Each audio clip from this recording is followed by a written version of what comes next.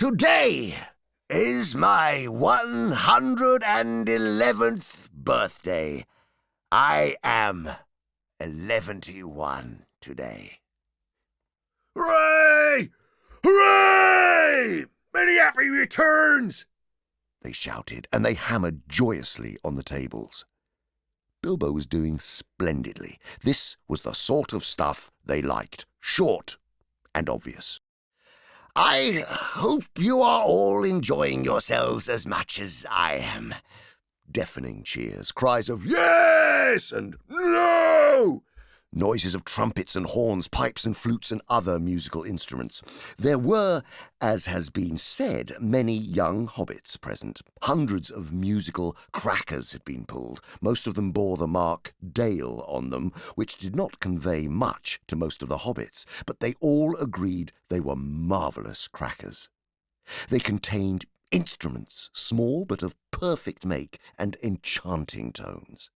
Indeed, in one corner, some of the young tooks and brandybucks, supposing Uncle Bilbo to have finished, since he had plainly said all that was necessary, now got up an impromptu orchestra and began making a merry dance tune. Master Everard Took and Miss Melitot Brandybuck got on a table and, with bells in their hands, began to dance the Springle Ring, a pretty dance, but rather vigorous. But Bilbo had not finished. Seizing a horn from a youngster nearby, he blew 3 loud hoots. The noise subsided. I shall not keep you long," he cried. Cheers from the assembly. "I have called you all together for a purpose." Something in the way that he said this made an impression. There was almost silence, and one or two of the Tooks pricked up their ears.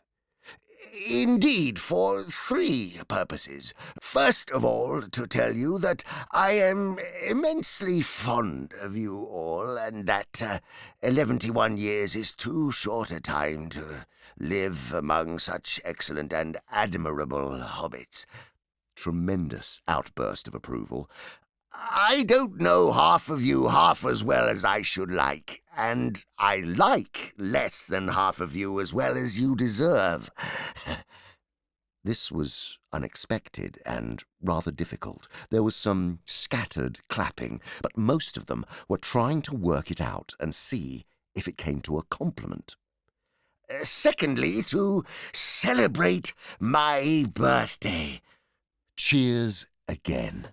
Or should I say, our birthday, for it is, of course, also the birthday of my heir and nephew, Frodo.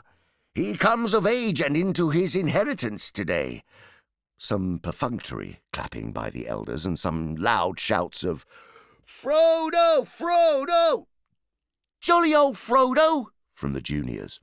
The Sackville Bagginses scowled and wondered what was meant by coming into his inheritance. "Together we score 144. Your numbers were chosen to fit this remarkable total. 1 gross, if I may use the expression." No cheers. This was ridiculous. Many of the guests, especially the Sackville Bagginses, were insulted, feeling sure that they had only been asked to fill up the required number like goods in a package. 1 gross indeed. Vulgar expression. It is also, if I may be allowed to refer to ancient history, the anniversary of my arrival by barrel at Esgaroth on the Long Lake, though the fact that it was my birthday slipped my memory on that occasion. I was only 51 then, and birthdays did not seem so important. The banquet was very splendid, however, though I had a bad cold at the time, I remember, and could only say, "Thank you very much." I now repeat it more correctly. "Thank you very much for coming to my little party." Obstinate silence. They all feared that a song or some poetry was now imminent, and they were getting bored. Why couldn't he stop talking and let them drink his health? But Bilbo did not sing or recite. He paused for a moment. "Thirdly, and finally," he said, "I wish to make an announcement." He spoke this last word so loudly and suddenly that everyone sat up, who still could. "I regret to announce, though, as I said, 11 years is far too short a time to spend among you. This is the end.